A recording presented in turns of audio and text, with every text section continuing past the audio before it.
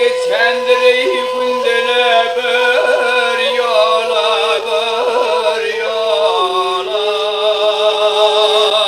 yandırdı ateşe yaktı ey bir gelin vay gelin canım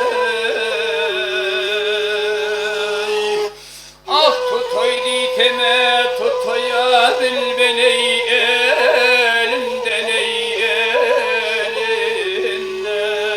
elinden gepleşen de gel bal dökülür dilinden boy gelin canım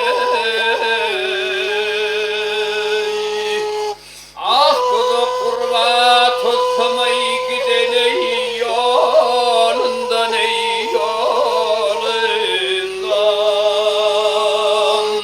hayatmen torma düştüley bir geline vay gelin canım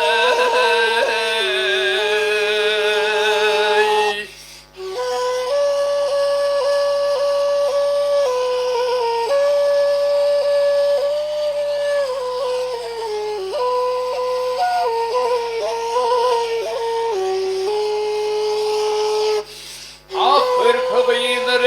yonan attır daşına leydaşına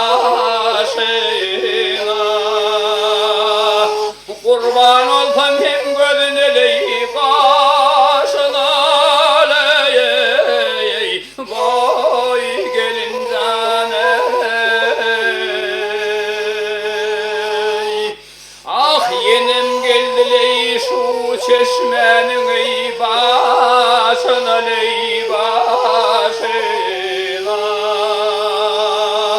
yandırdı çeşmeni tuley bir geline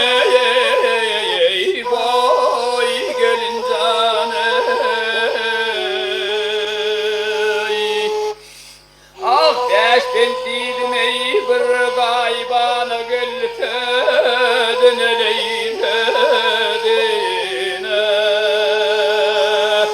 almayan ağına gel kararov gözüne vay gelin canım ah 7 yıldır ey men aşığım